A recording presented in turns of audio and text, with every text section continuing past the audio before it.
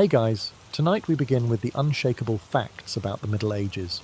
You know, the ones people repeat at dinner parties, in documentaries, and in high school history classes, and that are completely wrong. So before you get comfortable, take a moment to like the video and subscribe, but only if you genuinely enjoy what I do here. And let me know in the comments where you're tuning in from and what time it is for you. It's always fascinating to see who's joining us from around the world. Now, dim the lights, maybe turn on a fan for that soft background hum, and let's ease into tonight's journey together. One of the most stubborn myths about the Middle Ages is that people thought the earth was as flat as a serving tray, and if you sailed far enough, you'd plunge into the abyss like a medieval lemming. The image is tempting. Nervous sailors peeking over the ship's edge, wondering if they'd see dragons or just a really long fall. Unfortunately for that dramatic mental picture, medieval scholars already knew the earth was round. In fact, they'd known for centuries.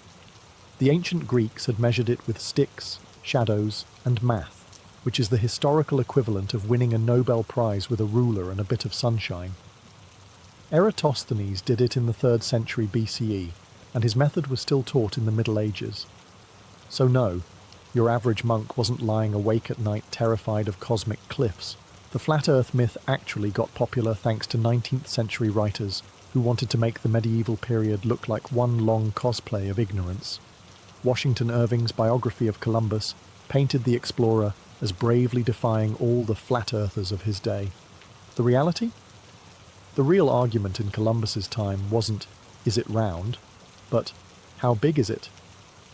Columbus thought it was much smaller than it actually was, a mistake that, without the Americas conveniently blocking his way, would have meant starving to death somewhere in the middle of the Pacific. Even regular sailors knew about the Earth's curve. They watched masts disappear over the horizon before the hull. You don't need a PhD to notice that unless you're actively trying to ignore it. Medieval art even showed globes in Christ's hand, and kings posed with them like they'd just invented geography. Not something you'd do if you believed you were ruling over the world's largest frisbee. Ah yes, the classic mental image. Every medieval person was a filthy, flea-ridden creature who feared water like it was witchcraft. Supposedly, they roamed the streets smelling like a combination of wet sheep and disappointment. It's a satisfying caricature, but much like that flat earth nonsense, it's wrong. In reality, medieval Europeans bathed far more than people give them credit for.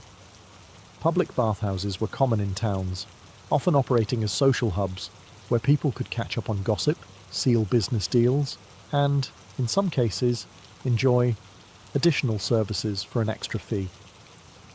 Let's just say some bathhouses were the medieval equivalent of a full-service spa, and leave it at that. Even in rural areas, washing wasn't a rarity. Rivers, lakes, and barrels in courtyards all served a purpose. Soap existed, made from animal fat and lye, and while it wasn't exactly lavender-scented artisanal luxury, it got the job done. Monks had strict washing schedules, and royalty sometimes had private bathrooms complete with heated water. The medieval elite didn't just sit around marinating in their own grime. They commissioned elaborate perfumed baths, often with herbs like rosemary, sage, and mint. Basically, they were doing medieval aromatherapy before it became overpriced in modern wellness stores. So why the myth? Blame later centuries. During the Renaissance, and especially after the 16th century, medical theory shifted toward believing that bathing opened the pores and let in bad air. So ironically, people in later eras bathed less than their medieval ancestors. This means your average 14th century baker was probably cleaner than a 17th century French courtier, though he smelled more like bread than expensive cologne. Of course, bathing didn't always mean entire body scrub. Sometimes it was just washing the face, hands, and whatever else was socially necessary to avoid scandal. But the idea that they avoided water altogether is just lazy historical slander. Even peasants took advantage of rainwater, which was free, clean, and falling directly on their heads whether they liked it or not. The idea that medieval people were all knee-high to a grasshopper is one of history's laziest myths. If it were true, jousting tournaments would have looked like angry toddlers trying to poke each other off hobby horses. The truth? Most medieval men averaged about 170 centimetres and women around 160 centimetres. Not giants, but certainly not small enough to hide in a wine barrel, though some may have tried during tax season. Archaeologists have dug up enough skeletons to confirm that the Middle Ages produced plenty of tall individuals, especially among the better-fed classes. Knights weren't exactly ducking under doors, but they weren't clanging their helmets on the lintels either. Part of the confusion comes from medieval architecture. Low doorways weren't designed for little people. They were designed for little heat loss. Medieval builders understood insulation better than they understood hygiene, and if that meant you cracked your forehead every time you entered the pantry, so be it. Beds were also shorter, but that's because people often slept half upright, which they thought prevented vapours from suffocating them. Of course, if you'd been breathing medieval air, you'd worry about vapours too.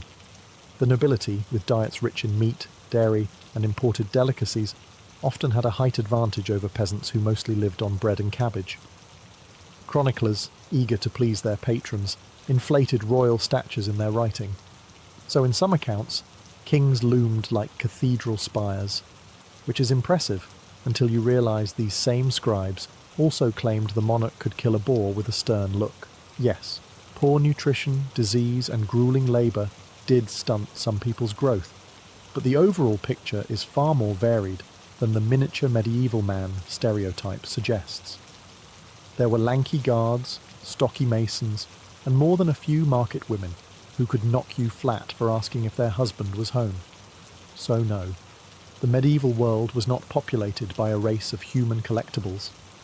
They were people much like us, except with worse dental care and an alarming tolerance for cold draughts. If you believe every high school history textbook from 50 years ago, the Middle Ages were a 1,000-year blackout between the Roman Empire and the Renaissance. No art, no science, no progress. Just peasants tilling mud while monks argued about angels on pinheads. In reality, medieval Europe was far from an intellectual wasteland. The period produced universities, Gothic cathedrals, mechanical clocks, and more philosophical debates than a modern internet forum. People didn't stop thinking after Rome fell. They just thought about different things, like how to keep your soup from freezing in January, or whether it was morally acceptable to charge interest on a loan. The dark label comes partly from later Renaissance writers who like to flatter themselves. By making the Middle Ages look like a cultural pit, they could make their own era seem like a blazing dawn. It's a marketing trick as old as time. To sell your product, trash the competition. Unfortunately, the smear campaign stuck. There's also the problem of lighting. We see medieval interiors today in dim candlelight during reenactments, and our brains translate that into, they lived in darkness. In truth, they had windows, oil lamps, and torches. But yes, it was still darker than your average LED-lit kitchen. And yet people somehow managed to read, write, and create manuscripts so intricate they could make your eyes ache. As for dull, life in the Middle Ages could be anything but. Tournaments featured men in armour knocking each other unconscious for sport. Travelling entertainers performed acrobatics, music, and comedy, some of which would get you banned from YouTube. Markets were noisy, chaotic affairs where you could buy a chicken, hire a scribe, and get your teeth pulled, all in the same street. Sure, there were long, uneventful winters where nothing happened except gossip and stew, but that's true of any era. The difference is, medieval people couldn't distract themselves with television. Instead, they invented elaborate games, told stories, and occasionally staged a festival so wild the church had to step in. Somewhere along the way, people got the idea that medieval Europeans lived on nothing but boiled cabbage and regret. This is partly because modern historians like to focus on what peasants ate, which, granted, was not exactly a Michelin-starred affair. But to claim all medieval food was bland is like judging modern cuisine by gas station sandwiches. The truth? Medieval kitchens could turn out dishes so heavily spiced that your tongue might file a formal complaint. Cinnamon, cloves, nutmeg, ginger. These weren't rare, special occasion seasonings for the elite. They were dumped into meat, fish, and even wine, with the enthusiasm of a teenager using cologne for the first time. Spices were expensive, yes, but they were a status symbol, the medieval equivalent of having a sports car parked in your dining hall. And it wasn't just about spice. Cooks in noble households loved colour and spectacle. A roasted peacock might be served with its feathers reattached for drama, or a meat pie might contain live birds that would fly out when cut open. An early form of dinner theatre, though probably terrifying for the birds. Sweet and savoury combinations were popular too. Meat could be cooked with dried fruits and honey, which sounds odd until you realise you've probably eaten pineapple on pizza. Even the common folk had ways to make food more interesting. Ale, onions, herbs like parsley and sage, and preserved fish added variety to the otherwise bread-heavy diet. Sure, sometimes variety just meant this bread is mouldy, but still edible if you scrape it. But it wasn't all misery. Seasonal fairs and markets also offered chances to try exotic goods, like imported almonds, or, if you were really lucky, a slice of candied ginger.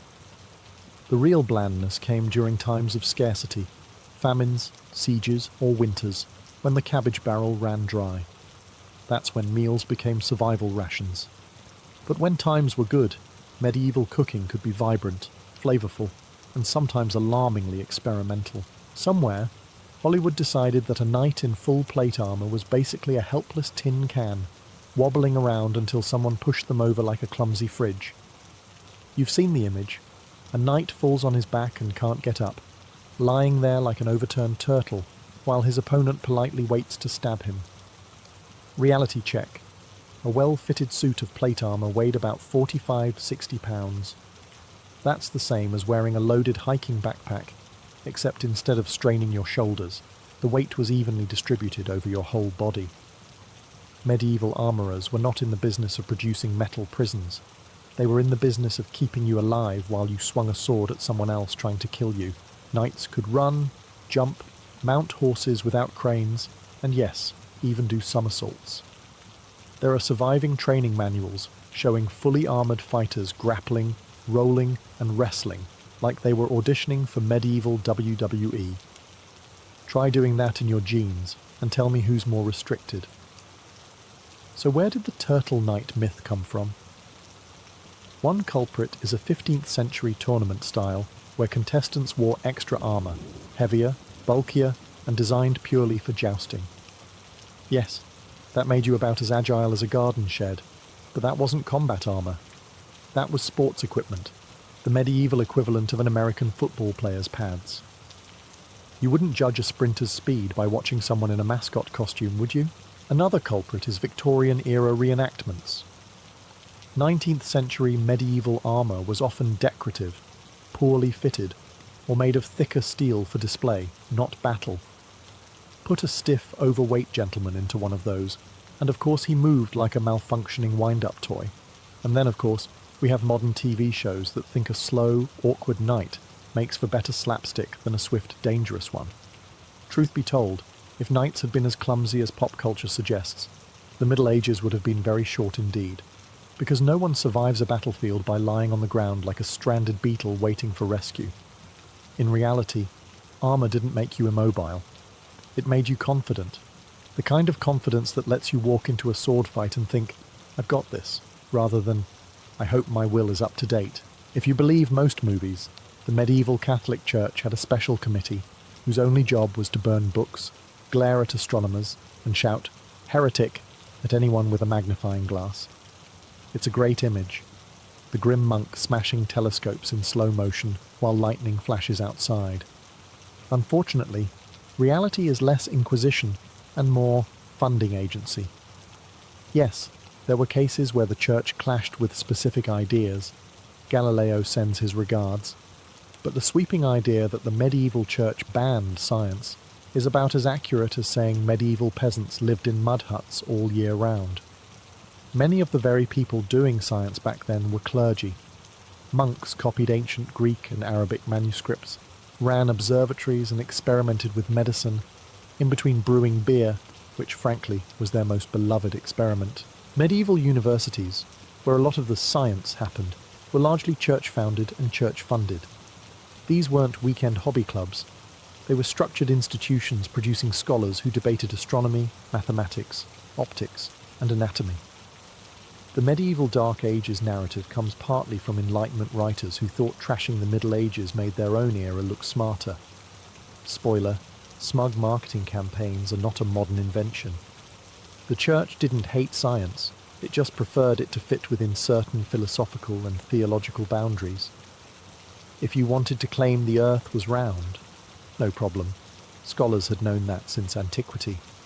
If you wanted to claim the Earth wasn't the centre of the universe, well, now you were poking at cosmic hierarchy, and that could get awkward at dinner parties in Rome. It's also worth noting that much of Europe's scientific tradition survived precisely because church institutions preserved it. Without those dusty monks in cold scriptoria, half of Aristotle's works might have been lost to mice and mildew. And without the Church's interest in calculating the date of Easter, medieval Europe might have lagged centuries behind in astronomy. You've probably heard it in some half-baked history meme. In the Middle Ages, life expectancy was 30. Cue the mental image of a medieval peasant celebrating his 29th birthday, like it's his retirement party. The reality, however, is a bit less tragic, and a lot less fun for the wow, they were so primitive crowd. That number, the infamous 30, is an average. And averages are tricky things. Averages take everyone into account, including babies. And here's the kicker. Medieval infant mortality rates were brutal. A lot of children didn't survive their first 5 years thanks to disease, famine, or simply being too curious around open wells. Those early deaths dragged the average way down. If you made it out of childhood alive, your odds of living into your 50s or even 60s were decent, provided you avoided wars, plagues, and the occasional suspiciously pointed dagger in political circles. Medieval records are full of people who lived long enough to complain about kids these days in Latin.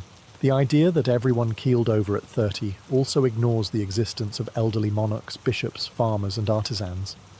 Even peasants could, and did, live into old age. Archaeological evidence shows plenty of skeletons with worn-down teeth, healed fractures and arthritis. Clear signs of people who had been around the block for decades. So why do we keep believing the "everyone died young" myth?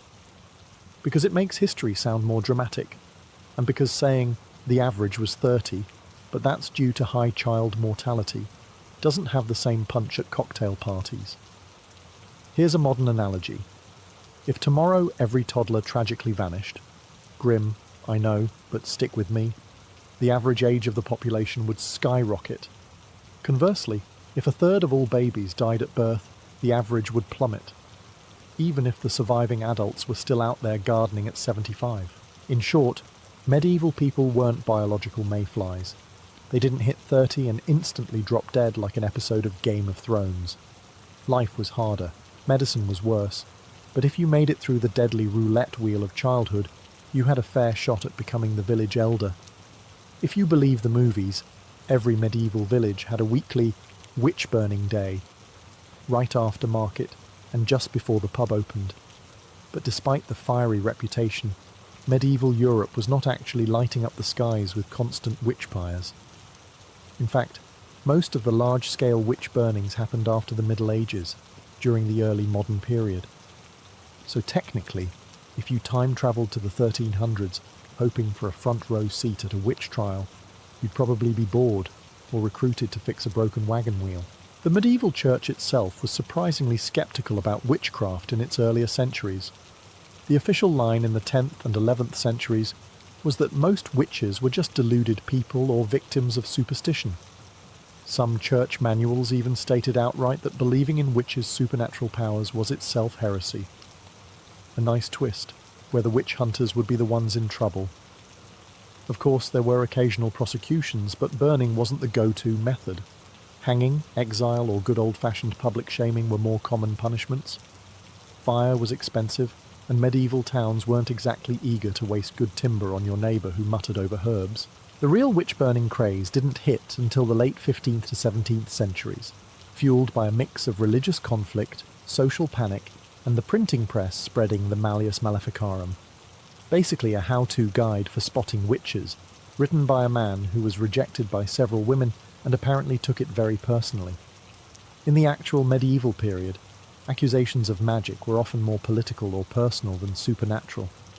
If your sheep went missing, you blamed the neighbour you didn't like. If the harvest failed, you accused the cranky old woman who didn't go to church. And if your husband was unfaithful, well, maybe that young, attractive widow down the lane was bewitching him. Convenient, isn't it? So, while witch burning has become shorthand for medieval brutality, it's a bit like blaming the 1990s for TikTok. Wrong century, wrong technology, same moral panic. The medieval era had plenty of real horrors, but constant pyres for spellcasters wasn't one of them. In other words, medieval witches spent more time being gossiped about than barbecued. The bonfire stories came later, courtesy of a Europe that had better printing, worse paranoia, and far too much free time. If popular culture is to be believed, medieval peasants were essentially walking mud statues, voiceless, powerless, and just waiting for a knight to gallop over them on the way to a tournament. The truth? They actually had more rights than many people assume, just not the sort you'd brag about on a dating profile. Yes, peasants were at the bottom of the feudal hierarchy, but that didn't mean they were legally invisible. Many were bound to the land as serfs, but they still had recognised rights in manorial courts, which were like local legal clubs, minus the velvet ropes, and plus a lot more disputes over pigs. These courts allowed peasants to challenge fines, settle quarrels, and even sue their lord in some cases, though winning was a bit like winning a staring contest with the sun. They also had access to customary rights, the right to gather firewood, graze animals on common land, or fish in certain rivers. These commons were crucial to survival, and were fiercely defended. Try to take away a peasant's right to gather fallen branches, and you might wake up to find your hayrick mysteriously on fire. Taxes and dues were a burden, yes, but they were usually predictable. Peasants knew what they owed and could sometimes negotiate, which is more than can be said for your internet provider today. And while they owed labour to their lord, there were limits. The lord couldn't just demand you build him a moat because he got bored on a Tuesday. And then there's the myth that peasants never left their village, chained forever to the same patch of dirt. In reality, many travelled to markets, fairs, and even other towns for seasonal work. The road wasn't closed to them. It just required time, permission, and the ability to ignore every roadside alehouse on the way. So no, medieval peasants weren't living in some legal void where the lord could do whatever he wanted without consequence. Their rights might look small to us, but in their world, they were worth defending, sometimes to the death, or at least until after the harvest. The no rights myth survives because it's simple and dramatic, but real medieval life was more nuanced. Peasants were not only subjects, but also players in the complex game of feudal give and take. And like any good game, the rules were there, even if the house usually won.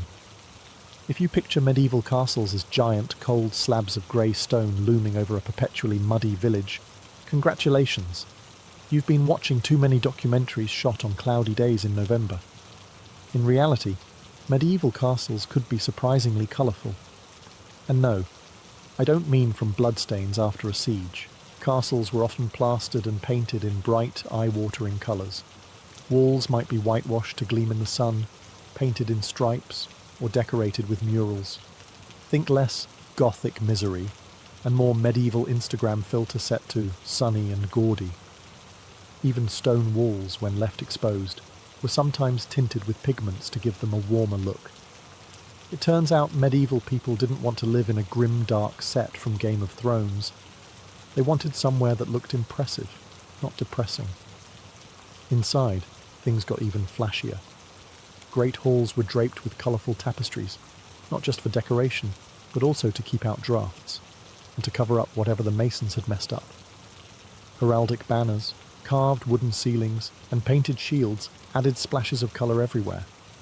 Floors might be tiled with intricate patterns or strewn with fresh rushes, and yes, those rushes could hide some unmentionable debris.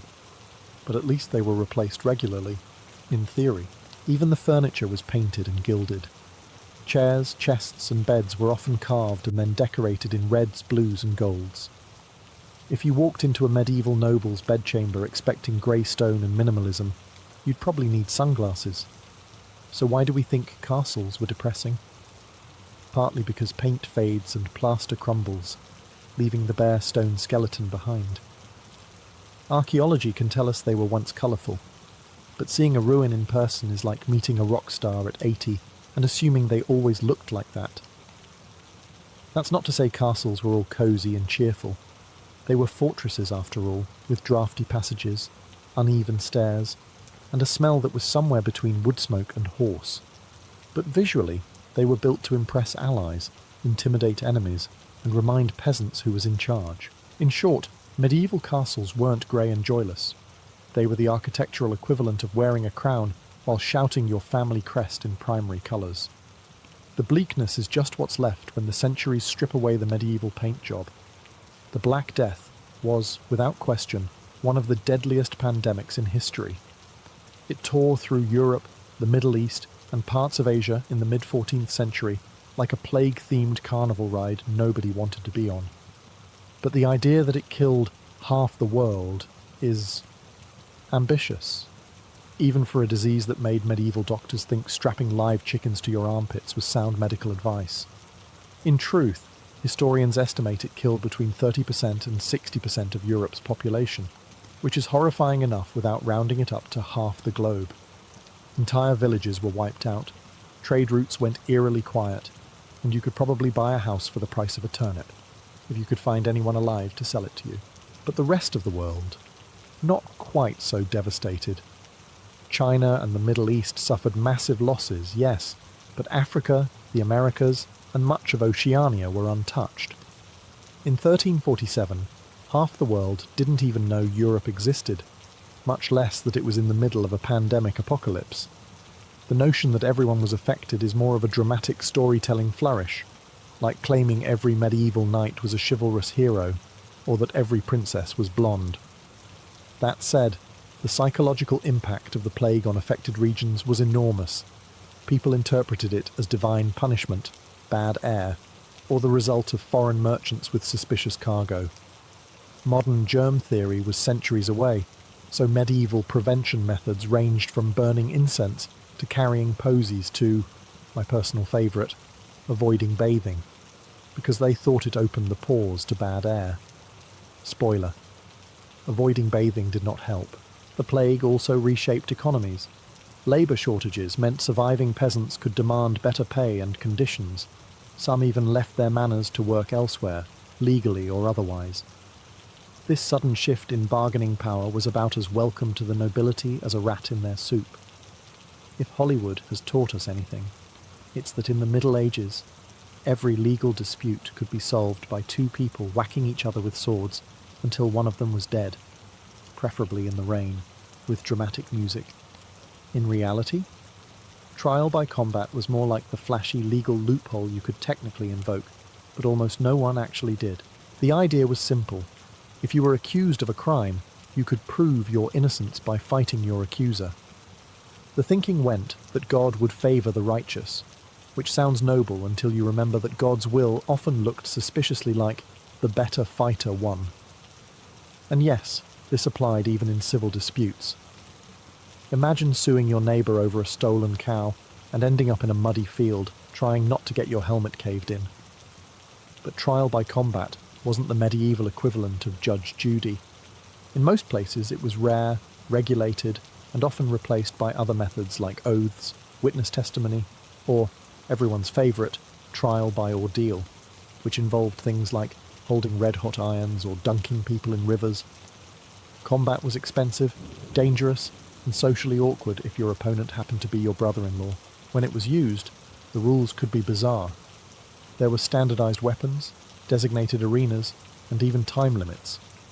And contrary to popular belief, it wasn't always to the death. Sometimes the fight ended when one party was too injured to continue, or just yielded because they realised God probably wasn't on their side after all. One of the most famous late examples was the 1386 duel between Jean de Carouge and Jacques Le Gris in France, immortalised in The Last Duel. It was a big deal precisely because it was so rare by that point.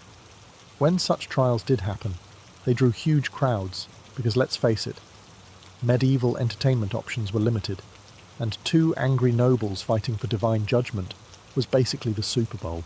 By the late Middle Ages, trial by combat had faded into legal obscurity, lingering only as an archaic curiosity.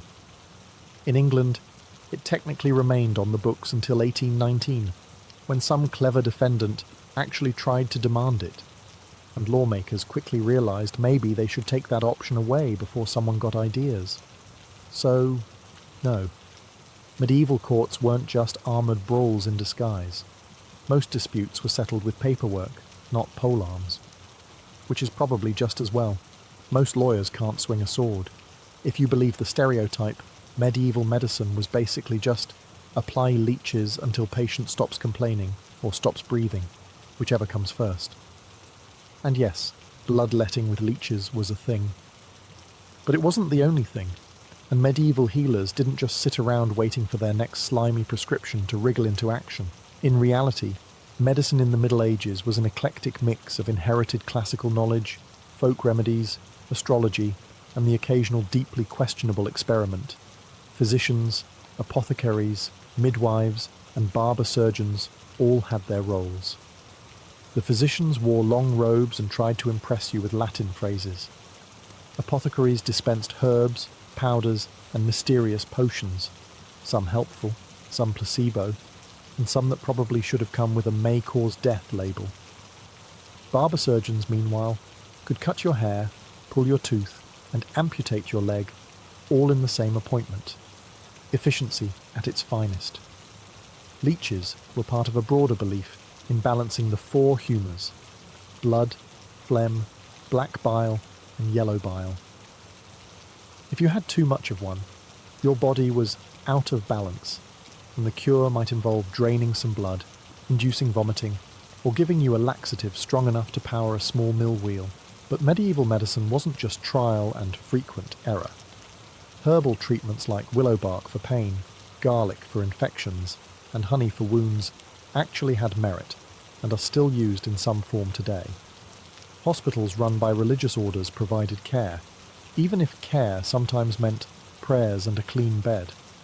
And in Islamic Spain and the Byzantine Empire, medicine could be surprisingly advanced, with detailed surgical manuals and accurate anatomy drawings, though Europe often preferred to stick to Galen's 200-year-old theories instead. Yes, some treatments were ridiculous. You might be prescribed a potion made from powdered emeralds, or be told to wear a dead mole around your neck to cure a cough. But there was a method to the madness, at least in their minds, and not every patient ended up worse off than when they arrived. If you go by Hollywood, every medieval day began with a rooster screaming in your ear, followed by 16 hours of ploughing mud until your hands fell off, and ended with either a plague death or being burned as a witch. The Middle Ages, we're told, were basically one long misery marathon, interrupted only by the occasional public hanging to lift the spirits. Now, yes, life wasn't exactly a spa retreat. Famine, war, disease, and the occasional Viking raid were very real problems. But the idea that everyone walked around perpetually gloomy, staring at the dirt while sighing is, well, dirt poor history. Medieval people laughed, sang, told jokes, and celebrated whenever they could, often with festivals so raucous they'd make modern music festivals look like Sunday school picnics. Weddings weren't stiff affairs. They were days-long parties with dancing, feasting, and enough wine to make you forget the groom's family still owed you 3 goats. Even peasants had time for sports, games, and elaborate holiday traditions, because if you're going to live without Wi-Fi, you may as well get really good at archery. And the food. Despite the gruel 3 times a day myth, seasonal produce, meats, breads, cheeses, and even imported spices made it to many tables. Sure, not everyone was gnawing on roast swan dusted with saffron, but they weren't living on sadness soup either. Art, music, and storytelling thrived.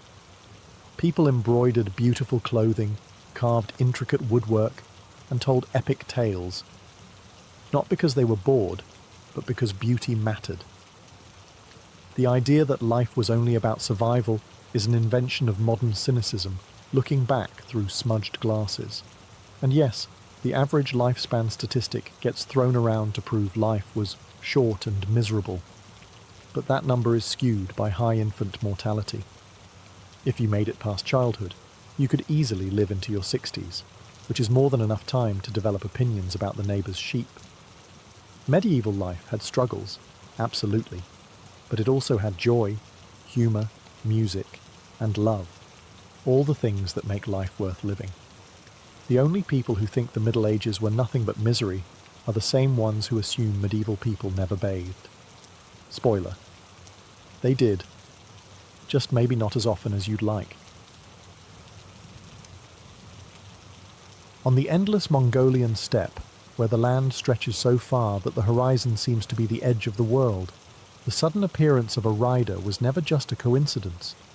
It was a moment of fate. For centuries, the nomadic Mongols believed that every guest was sent by Tenga, the eternal blue sky, as a test of honour. And so, when the dust of hooves began to rise in the distance, life inside the ger, the felt-covered yurt, shifted in an instant. Hospitality among the Mongols was not a polite social nicety. It was a sacred obligation. The vastness of the steppe was both beautiful and dangerous. Days of riding could separate one settlement from another, and a night without shelter could kill. To deny a traveller warmth, food, and safety was to risk their life, and in Mongol belief, to invite misfortune upon yourself. Whether the visitor was kin, a wandering trader, or even someone who had once been an enemy, the rule was the same. You welcomed them as if they were a long-lost friend. In this way, hospitality was not simply about survival, it was about dignity. It affirmed a shared humanity across the vast emptiness, binding strangers through food, warmth, and respect. Out here, on the wind-swept plains, you could never know if the stranger at your door might one day be you. One of the most striking aspects of Mongol hospitality was its indifference to old grudges, a quality that baffled outsiders and even unnerved diplomats. In the settled kingdoms beyond the steppe, hospitality might be extended to allies, merchants, or kin, but rarely to someone who had once raided your lands or fought against you. On the Mongolian plains, however, the rules of survival erased these boundaries. It was not that the Mongols forgot past wrongs, far from it. Feuds could span generations, and vengeance was a cultural currency. But there was an understanding, born of the brutal realities of nomadic life, that out here, the laws of hospitality stood above personal disputes, at least for as long as a guest remained within the ger. Imagine a warrior, weary from weeks on the road, riding into the camp of a man whose cousin he had once struck down in battle. In another world, this might end with a blade in the gut. On the steppe, it ended with a bowl of steaming mutton broth, a bed by the hearth, and shared stories late into the night. The moment he stepped through that felt doorway, he was no longer an enemy. He was a Zuni Kun, a person of the moment, a traveller under the host's protection. This sacred pause in hostility was partly practical. Killing a guest was considered an insult to Tenga, and a violation that could stain a family's honour for generations. But it was also a matter of prestige. The greater a man's generosity, the more his name travelled across the steppe, carried in the stories of those who had eaten at his fire. In Mongol culture, reputation was a form of currency just as valuable as livestock. There was a quiet calculation in this kindness too. A former enemy who had been warmed and fed might think twice before drawing his bow against you in the future. Or perhaps out of respect, he might even carry your goodwill to his own people, easing tensions without a single arrow loosed. In this way, the Mongols practiced a form of diplomacy that didn't rely on parchment treaties or royal seals. It was diplomacy by firelight and shared bread, a reminder that even in the harshest land on earth, peace could begin with nothing more than a cup of fermented mare's milk. Hospitality among the Mongols was not a haphazard gesture. It was a choreography of respect, each movement deliberate, each object charged with meaning. When a guest approached, the sequence began long before they crossed the threshold of the ger. First, the host would step outside to greet them, standing with open posture but never rushing forward. To hurry could seem desperate, To linger too long inside could seem cold. Balance was everything. The guest would be invited to dismount, and the host might take the horse's reins, signalling that both rider and mount were now under their care. The door flap of the ger, always facing south to welcome the sun, was lifted for the guest. Inside, the fire at the centre burned steadily, its smoke rising through the tonneau, the round smoke hole at the top. This fire was not just for warmth, it was the hearth spirit, a guardian of the household. Guests were expected to step carefully around it, never to step over it, for to do so was a deep insult. Seating arrangements carried their own silent language. The north side, directly opposite the door, was the place of honour reserved for the guest. Here they would sit on cushions or carpets, facing both the hearth and the entrance, a position of respect and security. Weapons, if carried, were either set aside or placed visibly to the side, a subtle assurance that no harm was intended. Then came the offering of airag, the fermented mare's milk, poured into a silver or wooden bowl. The guest accepted it with both hands, a gesture showing they came with no hidden blade. To refuse the drink was unthinkable. It was to reject not just the liquid, but the bond it symbolized. Alongside it came bread, curds, or meat, depending on the host's wealth and the season. Conversation began slowly, often with blessings and remarks about the weather, safe topics to ease into deeper matters. This ritual wasn't just politeness. It was a way to affirm trust in a land where trust meant survival. Every gesture, from how the bowl was held to where the guest sat, reinforced the idea that for this moment, beneath this roof, they belonged. For the Mongols, these steps weren't formalities. They were a living thread to their ancestors, binding the present to centuries of tradition. On the Mongolian steppe, food was never just nourishment. It was an unspoken contract. To share a meal was to share trust, and once you had eaten at another's fire, there existed an invisible thread between you that was not easily cut. This was especially true when the offering was airag, the fermented mare's milk that stood at the centre of nomadic hospitality. Airag was more than a drink. Its creation was a labour that reflected the rhythm of the steppe. Mares were milked several times a day. The milk poured into a leather bag hung by the gyr's entrance, where it would be stirred and churned each time someone passed.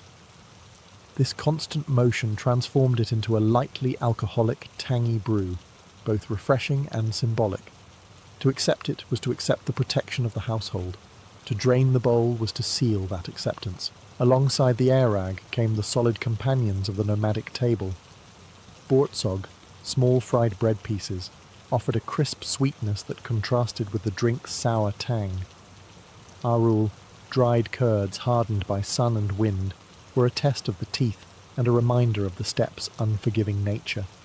Food designed to last through long journeys. If the family had slaughtered an animal recently, the guest might be served hot mutton soup, rich with fat, accompanied by thick noodles or dumplings known as booze. The order in which these foods were offered carried meaning. Airag almost always came first. It was the initial handshake between host and guest. Bread or curds followed to steady the stomach.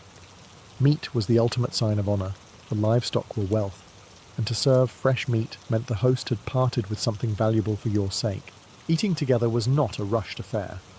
The guest was encouraged to take seconds, thirds if they could, for a full belly was proof of a host's generosity. In turn, the guest might leave behind small gifts, a handful of tea bricks, a pouch of tobacco, or simply the promise of returned kindness on another day. In this exchange, food and drink became something more than sustenance. They were a treaty written in flavour, understood across languages and borders. On the vast steppe, where ink and parchment were rare, such treaties were far more enduring. The Mongol steppe was never an isolated realm. It was a crossroads. Merchants from the Silk Road, Persian envoys, Chinese scholars, and even bewildered European travellers all found themselves at the flap of a Mongol gyr, blinking into the warm glow of the hearth after days or weeks in the merciless wind. And regardless of origin, creed, or appearance, They were welcomed according to the same sacred code that bound every nomadic household. For outsiders, this welcome could feel almost unreal.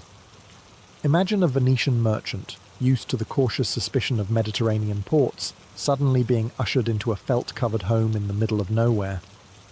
Before he could explain his purpose, he would be handed a steaming bowl of broth, a hunk of bread, and a cup of airag, which, for the uninitiated, could be a shock to the palate. Yet to refuse was unthinkable. The host's pride was poured into that bowl. Many of these foreign guests noted in their writings that Mongol hospitality was remarkably unconditional. There were no demands for payment, no weighing of whether you were worth the food or shelter. That said, a wise traveller knew to offer some token in return before departure: tea, cloth, beads, or even a song from their homeland. Such gestures didn't pay for the hospitality. They honoured it. Language barriers rarely proved a problem. The rituals of welcome, seating the guest in the place of honour, offering food with both hands, refilling their cup before it was empty, spoke louder than any words. Even the order of dishes communicated trust. Airag first, then curds, then meat.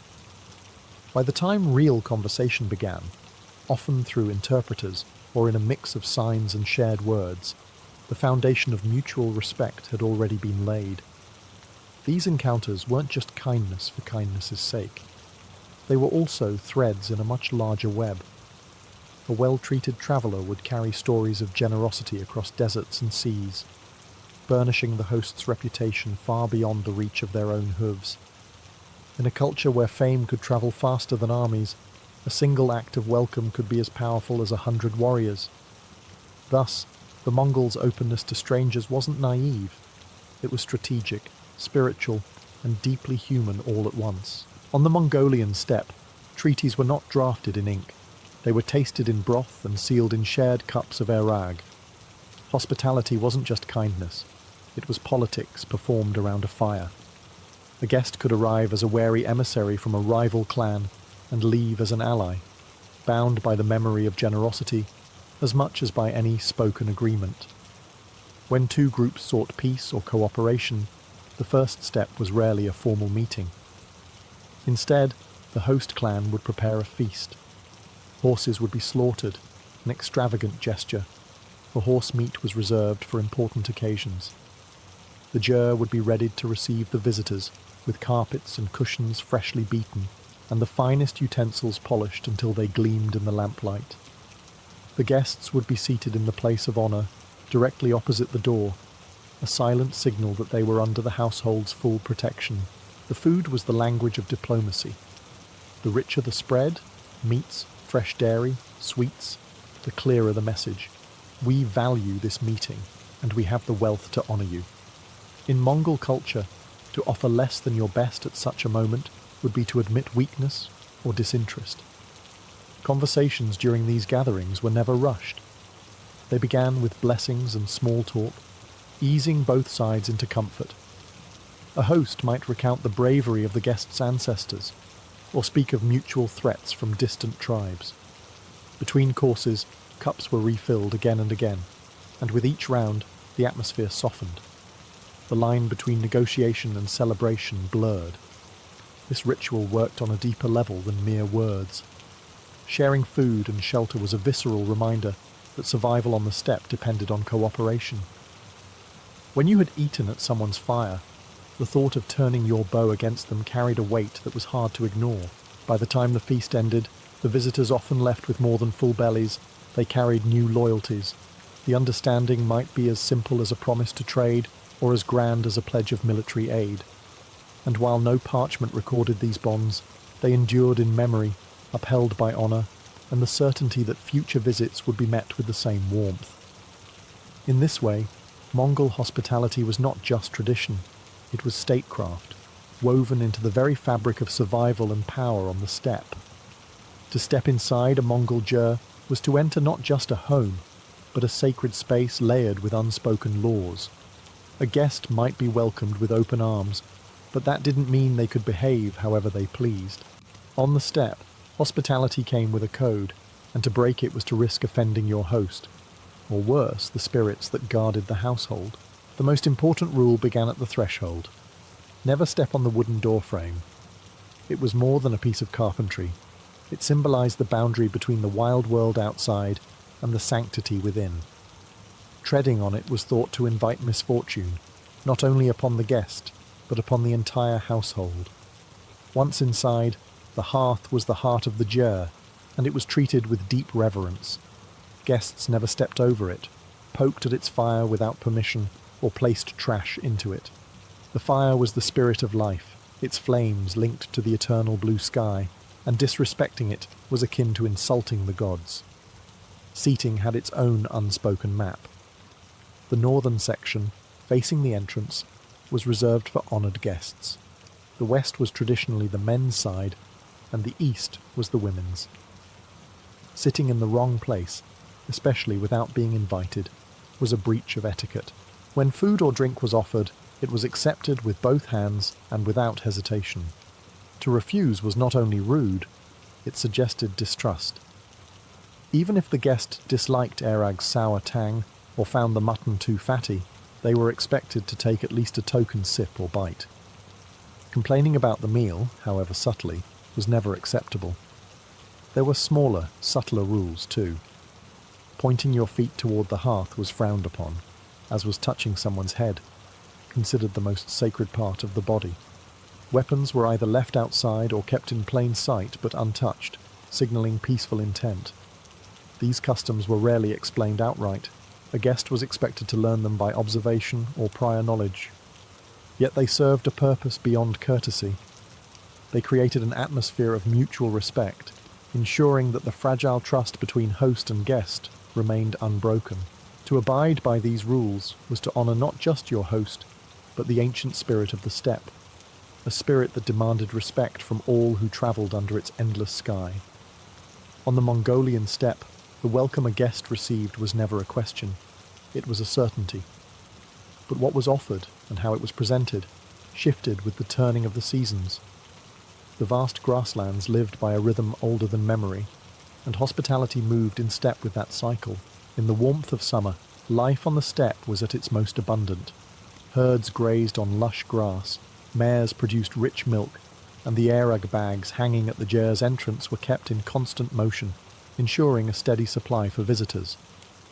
Fresh dairy dominated the table, clotted cream, yoghurt and curds alongside Irag. Bread was plentiful, and feasts could include tender cuts of mutton or goat. Travellers arriving in summer might find themselves drawn into the relaxed social gatherings that dotted the steppe, with music, storytelling and wrestling matches extending into the long twilight hours. Autumn was the season of preparation. Livestock were fattened for the harsh months ahead, and slaughtering began in earnest. Guests in this season might be honoured with korkog, a hearty dish of mutton slow-cooked with hot stones inside a sealed pot, its rich aroma filling the ger. There was a sense of urgency in the air. Every meeting, every shared meal carried an undertone of winter's looming approach. Then came winter, when the steppe turned white and the wind became a living, biting force. Hospitality in this season was as much about survival as tradition. Fresh milk was scarce. Erag gave way to salty milk tea, heavy with butter for warmth and energy. Meat, often dried or frozen in the open air, was the primary fare, sometimes boiled simply to conserve fuel. Guests were invited to sit closer to the hearth, and conversation was subdued, broken by the howl of the wind outside. To turn away a traveller in winter was unthinkable. It was to send them to their death. Spring brought a fragile renewal. Grass returned slowly, and herds began to produce milk again, though supplies were thin. Hospitality was modest in this season, yet no less sincere. A bowl of fresh milk, a small portion of cheese, a promise of better days ahead. In every season, the essence of Mongol hospitality remained unchanged. To offer what you had, without hesitation, and to remind the traveller that even in the most unforgiving land, there was still warmth to be found. Though the Mongol Empire has long since faded into history, the code of hospitality that once bound warriors, herders and traders still breathes in the ger smoke rising over the modern steppe. In cities like Ulaanbaatar, life may be faster, and skyscrapers have replaced yurts in the skyline, but travel beyond the paved roads, and you will find the same ancient welcome waiting. Today, many Mongol families still live nomadically, moving their herds with the seasons, setting up their gers under the vast open sky. A stranger arriving on horseback or by motorbike is greeted much as they would have been centuries ago, with warmth, food, and a seat in the place of honour. Airag is still poured, bread still passed, and the hearth fire still treated with reverence. Even for those who live in towns, the spirit remains. It is not uncommon for travellers to be invited into a home after a chance meeting, offered tea and biscuits while stories are exchanged. The old belief persists that a guest is a gift from Tenga, and to refuse them is to invite bad fortune. This endurance is partly cultural pride. Hospitality is seen as a marker of Mongol identity, a living link to the greatness of their ancestors. But it is also born from the continued realities of the land. The steppe can still be merciless, with vast distances and unpredictable weather. Acts of generosity are not only symbolic, they are practical insurance for the day when you too might be the one seeking shelter. In recent years, tourism has brought new kinds of guests, photographers chasing the golden light, historians retracing the paths of Genghis Khan, backpackers testing themselves against the wilderness.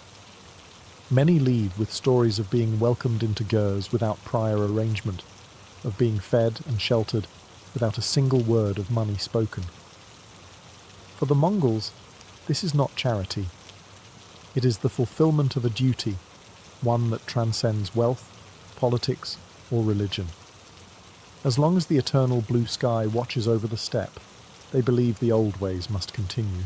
Thus, Mongol hospitality endures, not as a quaint relic, but as a living, breathing tradition, still powerful enough to turn strangers into friends, and sometimes even former enemies into allies. By the autumn of 1614, Japan was a land outwardly at peace, but inwardly bracing for another storm. The Tokugawa shogunate, founded by Tokugawa Ieyasu after his decisive victory at the Battle of Sekigahara in 1600, now ruled from Edo. Officially, Ieyasu had retired, handing the title of shogun to his son, Hidetada.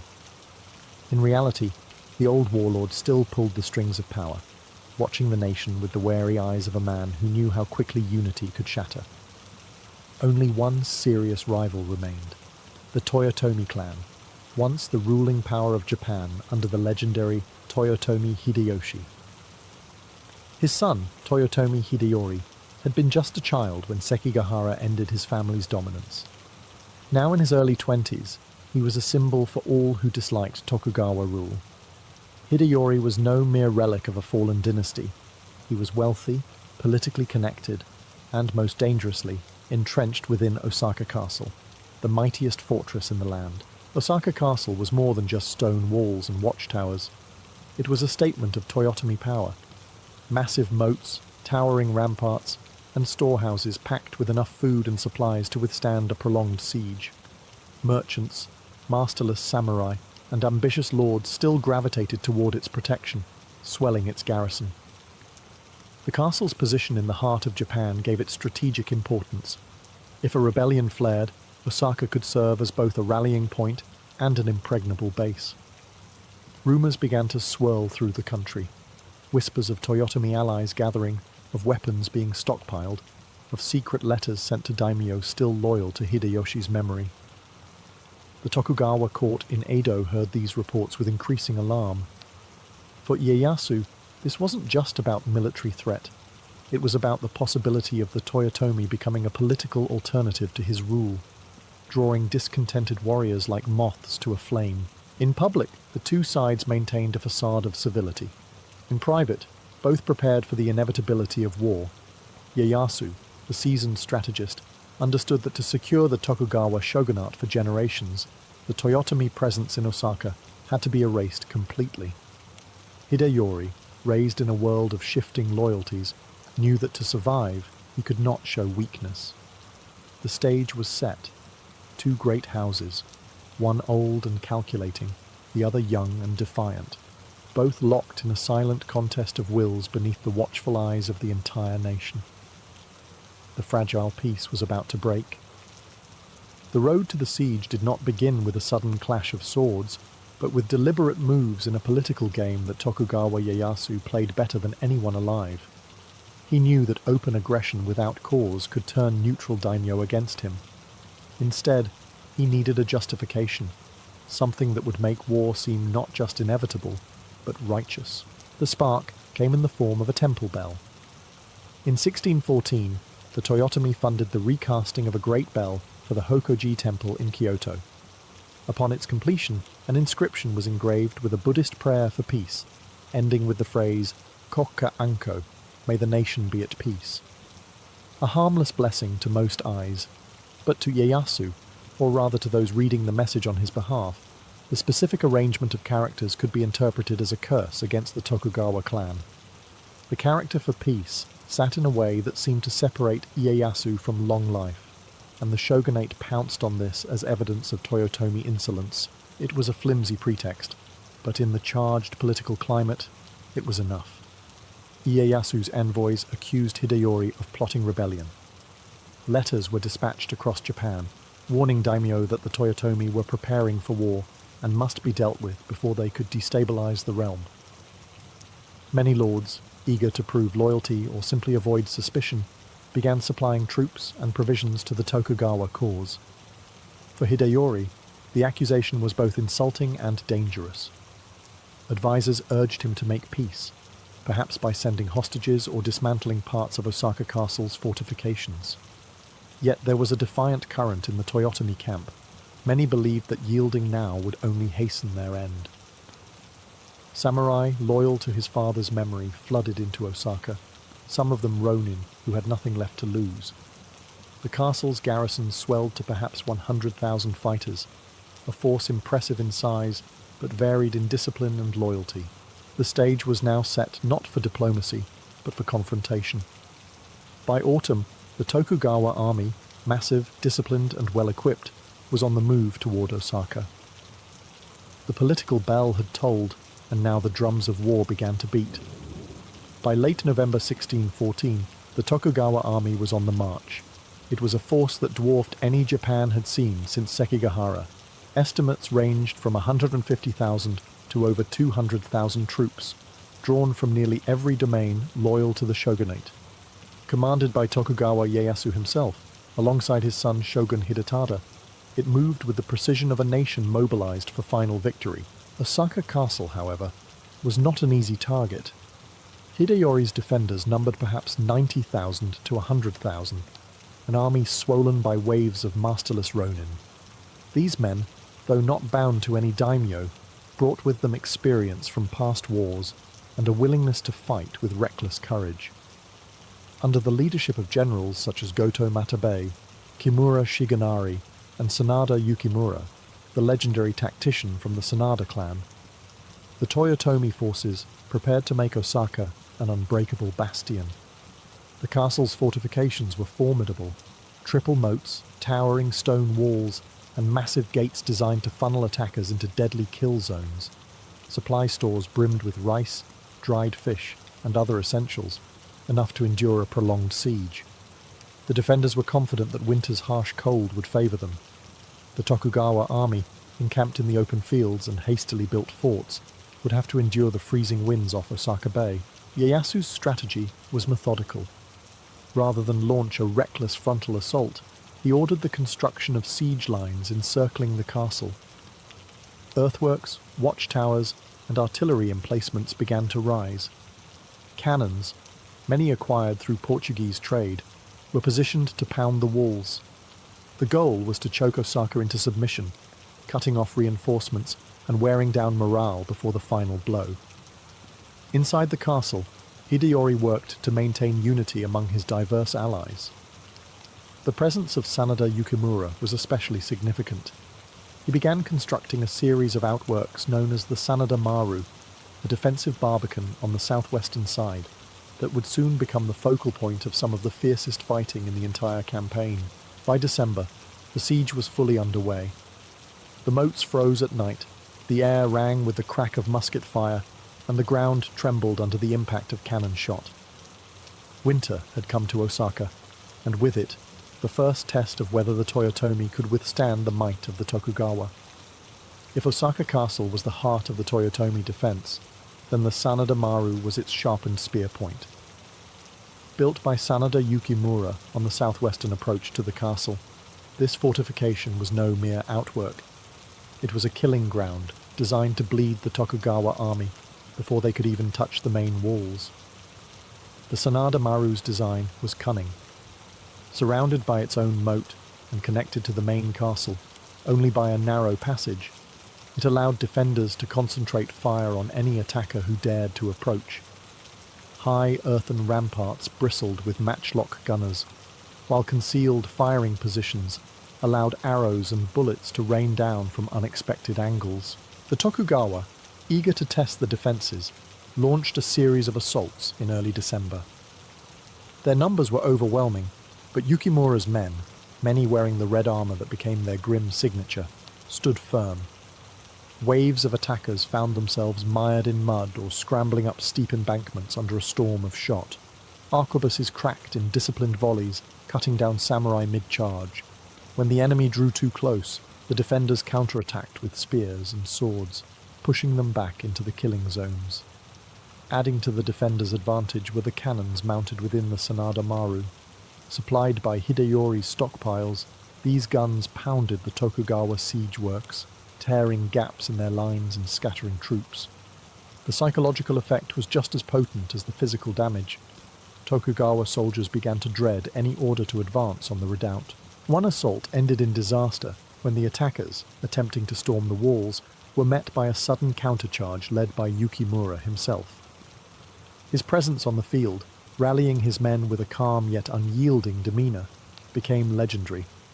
Tokugawa forces were thrown back, leaving the ground littered with dead and wounded. For Ieyasu, the Sanada Maru was a thorn that refused to be pulled. Weeks of siege had failed to crack it, and each failure emboldened the defenders inside Osaka Castle.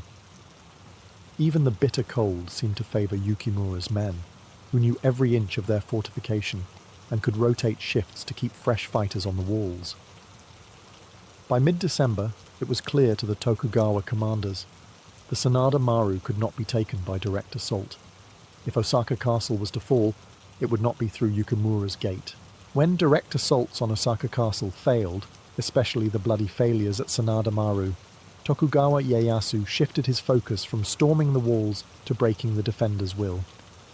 If he could not breach the gates with steel, he would pound them into submission with stone and iron. By mid-December 1614, the Tokugawa siege lines bristled with artillery. These were no ordinary Japanese cannon. Many had been purchased from Portuguese traders or adapted from European designs. Heavy culverins and smaller swivel guns were dragged into position on raised earthworks, aimed not only at the outer defences, but at the castle's interior. The objective was clear: to turn Osaka into a place where even survival felt like defeat. Day and night the bombardment began. The roar of cannon fire rolled across the winter air, each shot followed by the splintering crash of wood, the crumble of stone, and sometimes the terrible screams of those caught in the blast. Buildings inside the castle compound, storehouses, barracks, even residences, were smashed apart. Fires broke out, sending plumes of black smoke into the icy sky. But Ieyasu's strategy went beyond physical destruction. The constant noise, the sleepless nights, and the growing sense of helplessness were meant to erode morale. The defenders, though safe behind thick walls and moats, could never relax. Every hour brought the possibility of another deadly strike. Adding to the psychological pressure were rumours spread by Tokugawa agents. Messages were smuggled in or shouted from beyond the moat, promising mercy to those who abandoned Hideyori and swore loyalty to the shogunate. Some defenders dismissed them with contempt. Others, especially the less loyal Ronin, began to wonder if the fight was worth dying for. Inside Osaka, Hideyori and his commanders tried to counter this assault on the spirit. Public ceremonies were held to honour fallen warriors. Food was distributed generously to keep up morale. Sanada Yukimura continued to lead inspections of the walls, a visible reminder that leadership was still strong. Still, the weight of the siege could be felt. The people of Osaka Castle were enduring not just a military campaign, but a slow, grinding war on their senses. Ieyasu knew that in siege warfare, victory often went to the side that could endure the misery longest, and he was betting on the Tokugawa. By late December 1614, weeks of bombardment had taken their toll. Osaka Castle still stood, its main walls and moats had held, but the damage to its outer defences and the constant psychological strain were undeniable. Tokugawa Ieyasu, ever the strategist, recognised that continuing the siege through the worst of winter risked exhausting his own forces and draining his coffers. Instead, he sought to end the campaign on terms that weakened the Toyotomi without the bloodshed of a final assault. Envoys were sent under flags of truce. Officially, the talks were framed as an opportunity to restore peace to the realm. In reality, both sides approached the table with very different goals. For the Tokugawa, the aim was to dismantle Osaka's ability to resist in the future. For Hideyori, it was to preserve his clan's survival and keep the fortress intact for as long as possible. The negotiations were tense. The Tokugawa demanded that Osaka Castle's outer defences, including the massive moats, be filled in and its fortifications reduced. Hideyori's representatives resisted, but the strain of the siege and the desire to protect the civilian population weighed heavily. With supplies still sufficient but morale fraying, the Toyotomi leaders ultimately agreed to a peace settlement. The terms seemed straightforward. The Toyotomi would refrain from military action, and the Tokugawa would withdraw their forces. But Ieyasu had built in a crucial advantage. By filling in the moats and dismantling the strongest outer works, Osaka Castle's defensive power would be irreversibly weakened. In the days that followed, work crews moved in to fill the moats with earth and rubble. The defenders, perhaps relieved to see the end of constant cannon fire, did not fully grasp the strategic disaster this represented. Once the snow melted and the campaigning season returned, their fortress would be far more vulnerable to a renewed attack. By New Year's, the Tokugawa army began its withdrawal. The winter campaign was over. Osaka had survived. Hideyori remained in his castle, and to the casual observer, the peace seemed genuine. But beneath the polite phrases of the truce lay a truth both sides understood. The conflict was only paused, not ended. The castle had lost its fangs, and Ieyasu had no intention of letting the Toyotomi threat linger indefinitely. The next campaign would be decisive. The winter campaign ended with the snow, but peace in Osaka was a fragile illusion. Inside the castle walls, life returned to a semblance of normalcy.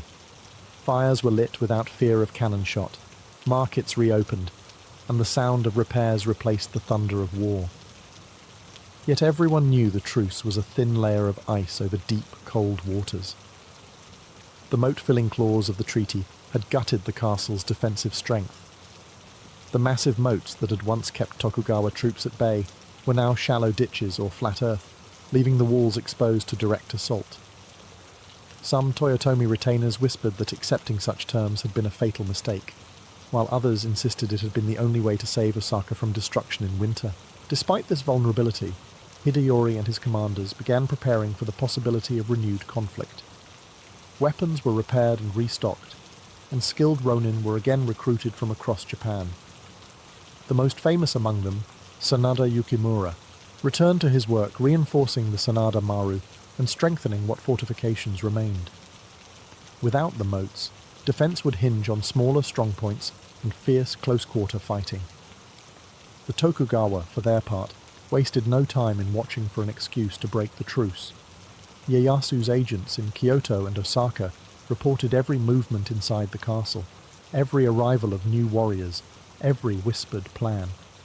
Letters were intercepted, and rumours spread that the Toyotomi were plotting to rally anti-Tokugawa factions across the country. By spring, the political situation grew tense once more. Ieyasu accused Hideyori of violating the peace terms, pointing to the recruitment of more ronin as proof of hostile intent.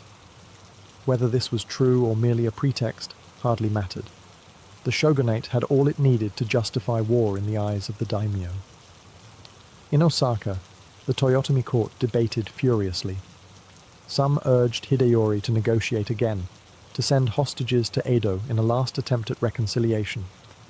Others argued that the Tokugawa would never be satisfied until the Toyotomi name was erased entirely, making resistance the only honourable path. By early summer of 1615, the time for debate was over.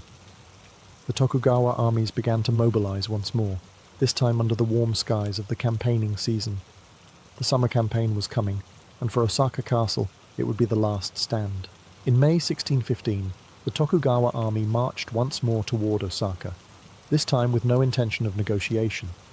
The force was immense, over 150,000 soldiers, a mix of samurai, ashigaru, and allied domain troops from across Japan. At its head were Shogun Hidetada and the ever-watchful Tokugawa Ieyasu, now determined to erase the Toyotomi threat once and for all. The Toyotomi, though outnumbered, had not been idle. Hideyori had gathered roughly 55,000 defenders, many of them veteran Ronin hardened by years of wandering after Sekigahara. At the forefront was Sanada Yukimura, once again tasked with shoring up the castle's defences despite the absence of the protective moats. His strategy would be aggressive, meeting the Tokugawa in the field before they could fully encircle the castle. The first major clash came at Domyoji, where Toyotomi forces under Goto Matabe attempted to halt the Tokugawa advance. Matabe's troops fought fiercely, but a combination of poor coordination and overwhelming enemy numbers forced them into retreat. Matabe himself was killed in the chaos, a devastating loss for Toyotomi morale. Meanwhile, at Yao and Wakai, other Toyotomi detachments tried to check the Tokugawa flanks. Sanada Yukimura led one such force in a series of daring counterattacks, using his deep knowledge of the terrain to harass and delay the enemy. His red-armoured troops struck like lightning, inflicting heavy casualties before withdrawing to avoid being surrounded. Despite these spirited defences, the weight of Tokugawa manpower began to tell. The loss of the moats meant that the enemy could push siege lines dangerously close to Osaka Castle itself. Cannon fire once again shook the walls, and Tokugawa sappers worked to undermine the gates. By mid-June, the Tokugawa had tightened their grip. Skirmishes erupted almost daily, with the defenders launching sorties to burn siege works and disrupt supply lines. But each sortie cost men the Toyotomi could not replace. Inside the castle, the atmosphere was tense, but resolute. There was no expectation of mercy should they fall. The summer campaign had opened with blood and fire, and the noose was drawing tighter around Osaka. The stage was set for the decisive battle that would determine not only the fate of the Toyotomi, but the future of Japan itself. By late June 1615, the siege had reached its climax. The Tokugawa army had pushed their lines almost to the castle's walls, their artillery pounding day and night. Fires broke out across the outer compounds, and every hour brought the defenders fewer places to retreat. Sanada Yukimura, the unshakable heart of the Toyotomi resistance, knew the end was near, but he refused to surrender without one last stand. The decisive clash came at the Battle of Tennoji, fought just outside Osaka's southern gate. Yukimura led a desperate counterattack, rallying his red-armoured troops into a furious charge that momentarily broke the Tokugawa lines. It was a brilliant, almost suicidal manoeuvre, and for a brief moment it seemed the Toyotomi might turn the tide. But the enemy's superior numbers closed in from all sides, and Yukimura was mortally wounded in the chaos. His last reported words, encouraging his men to fight on, echoed through the ranks, even as his banner fell. With their greatest commander gone, Toyotomi forces collapsed under relentless pressure. The Tokugawa surged forward, breaching the weakened gates and flooding into the castle grounds. Fighting raged through courtyards and corridors, steel flashing in the smoke-filled air. Civilians and warriors alike scrambled for safety, though for many there was none to be found. In the main keep, Toyotomi Hideyori and his mother, Yodogimi, chose not to fall into enemy hands. As flames consumed the surrounding buildings, they committed seppuku, ending their lives in the warrior tradition. The keep itself was set ablaze, its great timbers cracking and collapsing as the sky over Osaka turned black with smoke. By evening, the siege was over. The Tokugawa had won a total ruthless victory. The Toyotomi clan was erased from political power, and Osaka Castle lay in ruins. The city, once a vibrant center of trade and culture, was left scarred and silent. For Tokugawa Ieyasu, this was the final act in the unification of Japan. With his rivals destroyed, his family's control over the country would last for more than 2 centuries. But the price was steep. The siege of Osaka had claimed tens of thousands of lives and left behind a legacy of both awe and tragedy, remembered as the last great battle of Japan's age of the samurai. Kutulun was born around 1260, when the Mongol Empire was still one of the largest and most feared realms in history. She was a direct descendant of Genghis Khan through her father, Kaidu, the powerful Khan of the Chagatai Khanate, a ruler whose authority stretched over much of Central Asia. This was not a peaceful, settled land of stone cities and quiet fields. Kutulun's childhood unfolded on the endless steppes, where survival depended on speed, strength, and an intimate understanding of the land. Life for a Mongol child began in the saddle. Horses were as essential as air and water, and Kutulun learned to ride before she could walk steadily. From her earliest days, she was trained in the ways of her people, drawing a bow while galloping at full speed, wrestling with older siblings until the dust rose, and reading the moods of the wind and the herd.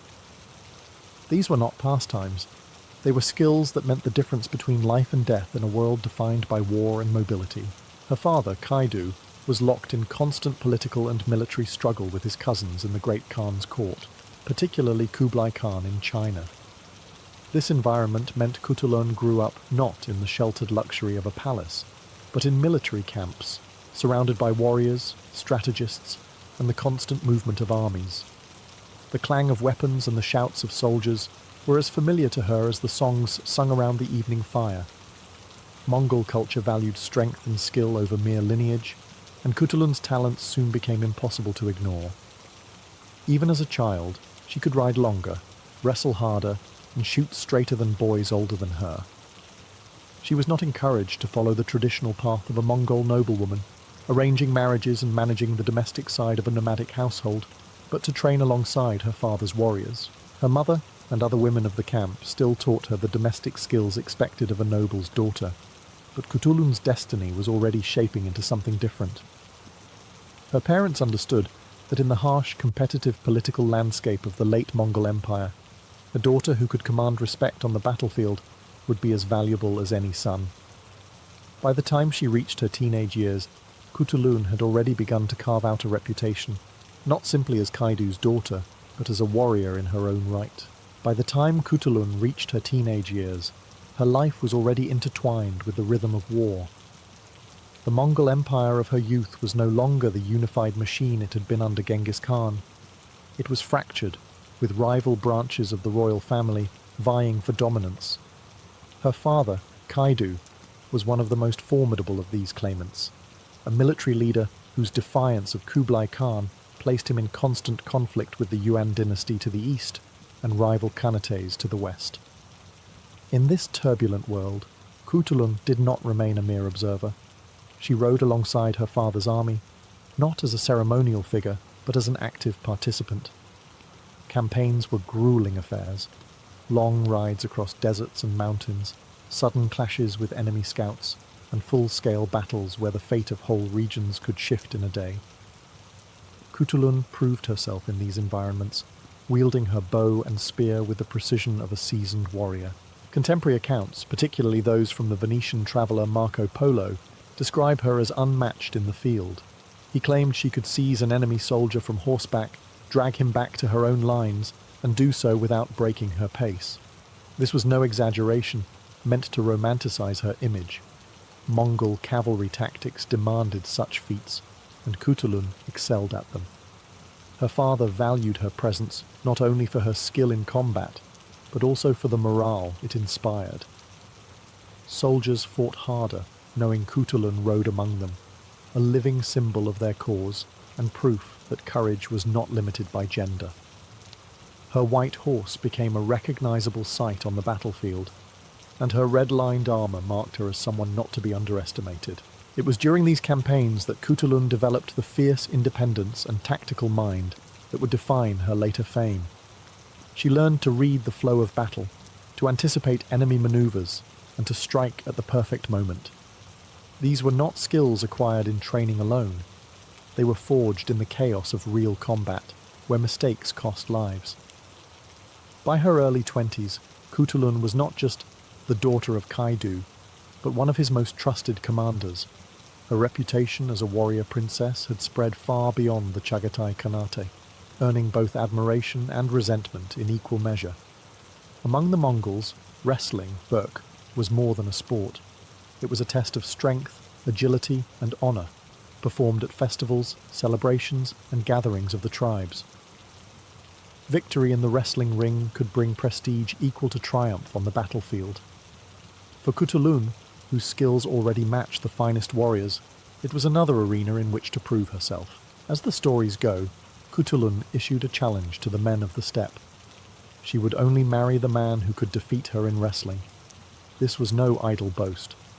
Wrestling among the Mongols was a contest without weight divisions, and her opponents would be full-grown warriors, many of them veterans hardened by war. Yet Cutulun knew her own strength. Years of training in horseback riding, archery, and the brutal physicality of steppe life had given her a body and reflexes built for this exact kind of contest. When the first suitors came forward, the matches ended quickly. Cutulun's technique was clean and decisive. She would hook a leg, shift her weight with lightning speed, and send her opponent sprawling in the dust before the crowd had finished cheering. Her victories were not just physical, but psychological. Each man who fell to her added to the aura of her invincibility. But her challenge wasn't just about strength, it was a way of controlling her fate. In a time when noble marriages were often political arrangements, Cutulun used wrestling to set her own terms. If no man could beat her, then no one could force her into a union she didn't want. As her fame grew, more suitors tried their luck, some travelling from distant lands for the chance. Yet all met the same fate, thrown to the ground and sent away with bruised pride. The challenge became a matter of legend, whispered in markets and sung by bards. To win Cutulun's hand, you must first throw her to the earth. No one ever did. For the crowds, it was entertainment. For Cutulun, it was a statement. She would be no passive prize in the games of men. On the dusty plains of the steppe, in the centre of the wrestling circle, she was her own master, stronger, faster, and cleverer than anyone who dared face her. Cutulun's wrestling challenge soon became more than a test of strength. It became a high-stakes contest of wealth and pride. To deter casual challengers and add weight to her terms, she introduced a rule. Any man who wished to wrestle her for marriage had to wager 100 horses. If he lost, she kept them. If he won, he would gain both the horses and her hand. In the horse-rich culture of the Mongols, this was no trivial bet. Horses were the lifeblood of the steppe, transport, wealth, and status all in one. To wager 100 meant risking a significant portion of one's fortune. It also meant that the men who dared face her were not only confident in their strength, but willing to gamble a small empire of hooves. Cutulun did not disappoint her supporters. One after another, her suitors found themselves slammed to the ground, their shoulders pressed into the dust, the match over before they could recover. Each loss meant the transfer of a precious herd into Cutulun's possession. The white, bay, and chestnut horses multiplied under her care until she reportedly owned thousands. Marco Polo, who claimed to have heard of her exploits firsthand during his travels, estimated her herd at around 10,000. These victories elevated her legend beyond the wrestling circle. She was no longer just the warrior princess who rode into battle. She was the undefeated champion whose skill had built a fortune in living, breathing wealth. For some, she became a figure of admiration. For others, a source of frustration. Every man who failed to beat her lost more than horses. He lost face in front of the entire tribe. But the wager was never purely about greed. By demanding such a high stake, Kutulun ensured that only the most determined would dare to try, filtering out the half-hearted and the foolish. It was also a way to keep control of her marital fate. No father, no Khan, could force her to accept a match that hadn't been earned in the ring. By the time her herd reached its legendary size, Kutulun's challenge had become the stuff of song and story. Suitors still came, but they came knowing that the odds were against them, not because she was lucky, but because she was the best. While her wrestling victories brought her fame across the Mongol world, Kutulun's true power lay in the saddle, where the games of sport turned into the deadly contests of war. Her father, Kaidu, was constantly engaged in campaigns against rival Khans, and Kutulun was not content to watch from the sidelines. She rode in the thick of battle, her red-trimmed armour glinting in the sun, her bow and spear never idle. Contemporary reports, including those of Marco Polo, claimed she was unmatched in the art of seizing enemies alive from horseback. In the chaos of battle, she would single out a rider, close the distance at full gallop, and wrench him from his saddle in one powerful motion, dragging her captive back through the melee to her own lines. This feat required more than raw strength. It demanded precision, timing, and the fearless nerve to charge headlong into danger. Her presence in the army was more than symbolic. Kaidu often entrusted her with leading flanking attacks or securing vital positions on the battlefield. The men under her command respected her not simply because she was their Khan's daughter, but because she had proven herself again and again in combat. Warriors fought harder with Kutulun nearby, inspired by the sight of a commander who could best them in sport and match them in war. The fusion of her wrestling and military reputations created a unique image. Kutulun was not only a champion of the wrestling ring, but also a living weapon on the steppe. Her skill in both arenas reinforced her authority and autonomy in a way that few women, even among the Mongols, could achieve. Her enemies, however, did not share this admiration. In the courts of her rivals, Kutulun was painted as a dangerous figure, one whose defiance of marriage norms and prowess in battle upset the balance of political alliances. Every time she humiliated a suitor or defeated a Toktamish or Yuan-aligned force, she was making a statement. The daughter of Kaidu could not be tamed. For Kutulun, wrestling and war were two sides of the same coin. Whether in the circle of sand or the open plain, the rules were simple. Outmatch your opponent, control the fight, and never surrender the ground you've claimed. Kutulun's life was not only shaped by her own feats, but by her deep loyalty to her father, Kaidu Khan, ruler of the Chagatai Khanate. Kaidu was a shrewd and determined leader, a cousin and fierce rival of Kublai Khan, the powerful ruler of the Yuan dynasty in China. Their rivalry was more than personal. It was a clash over the future of the Mongol Empire itself. Kublai embraced the trappings of Chinese imperial rule, while Kaidu clung to the traditional nomadic ways of Genghis Khan. In this high-stakes power struggle, Kutulun was more than a daughter. She was Kaidu's most trusted lieutenant. She accompanied him on military campaigns against Kublai's forces and other Mongol factions that sought to challenge his rule. On the battlefield, she was often at his side, acting not only as a warrior, but as an advisor, her insight valued as much as her strength. Her political role extended beyond combat. In the Mongol system, alliances were often cemented through marriage, and Kaidu's rivals undoubtedly saw Kutulun as a potential bargaining chip. Yet her marriage challenge, defeat her in wrestling or win nothing, was as much a political shield as it was a personal choice. By keeping herself unmarried, she denied her father's enemies any leverage they might gain through her hand. This defiance did not go unnoticed.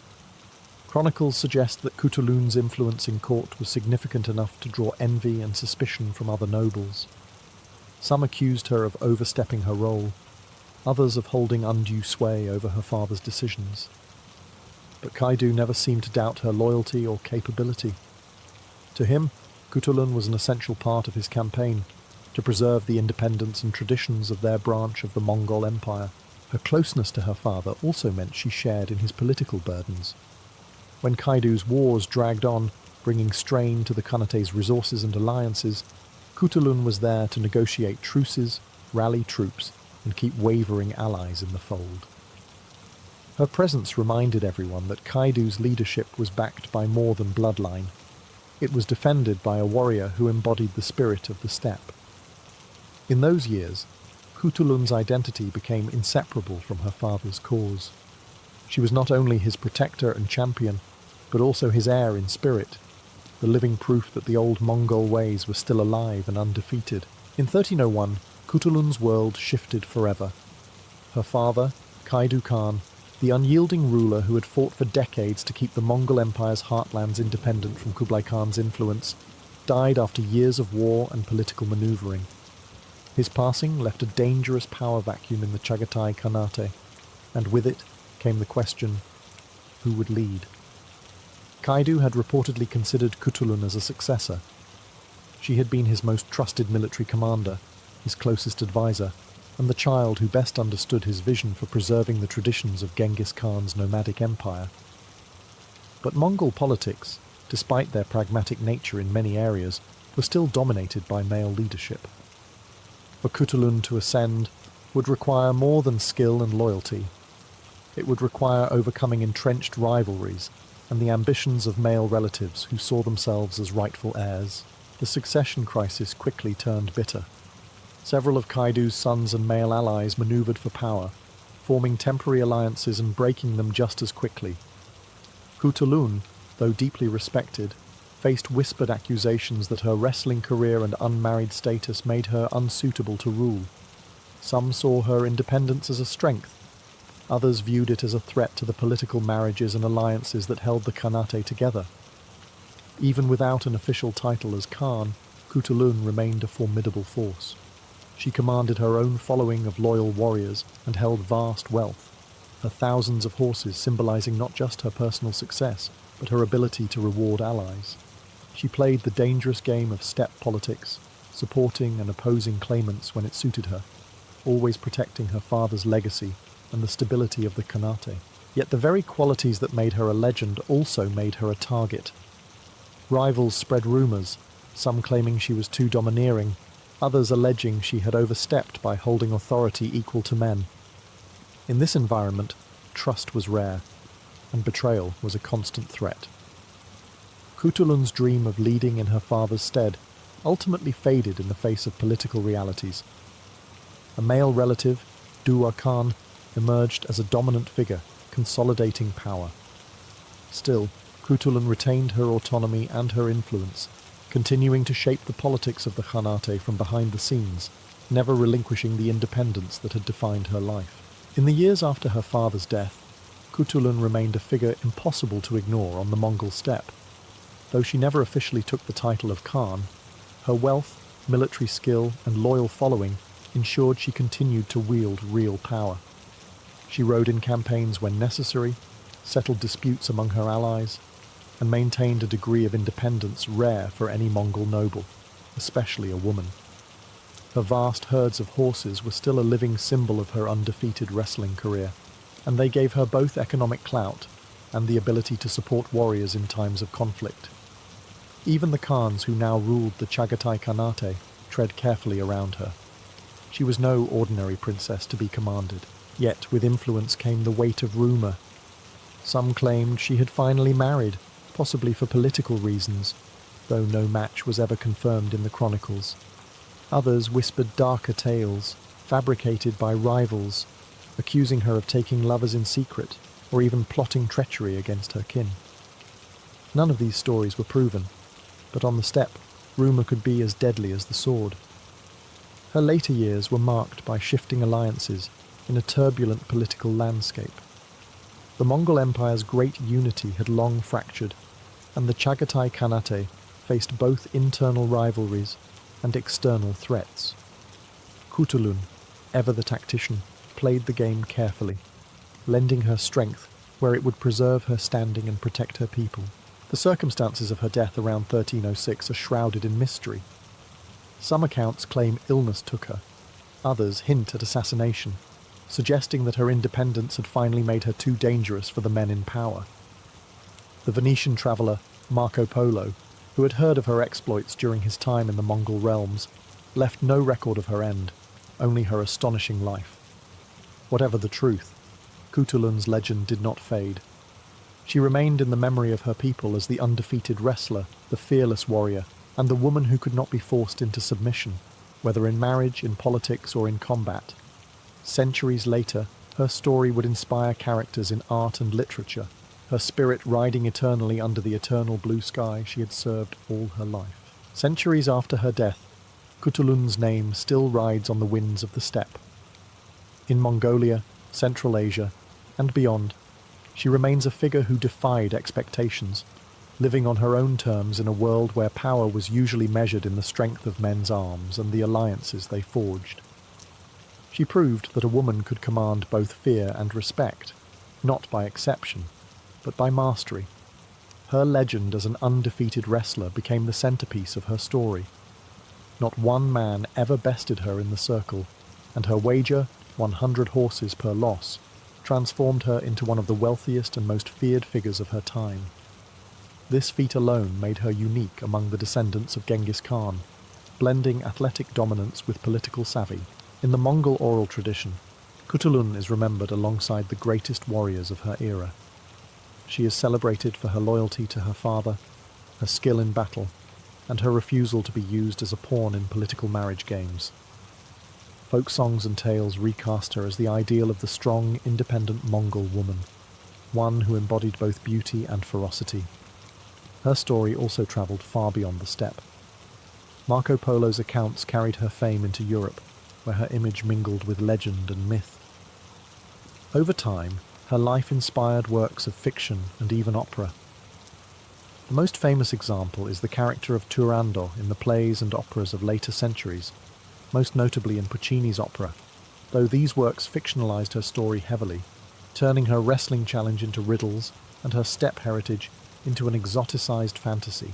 Modern historians have worked to separate the fact from the embellishment, yet even the most cautious accounts leave her as a remarkable figure. In an age when many women in power were confined to court politics, Kutulun led warriors into battle, dictated the terms of her own marriage prospects, and accumulated immense wealth, all while remaining fiercely loyal to her people's traditions. Today, Kutulun's story is taught as both history and inspiration. She stands as proof that the Mongol Empire, despite its male-dominated leadership, had space for extraordinary women to rise through strength, cunning, and courage. Her life was a declaration, carried across centuries: strength knows no gender, and freedom is worth more than any crown.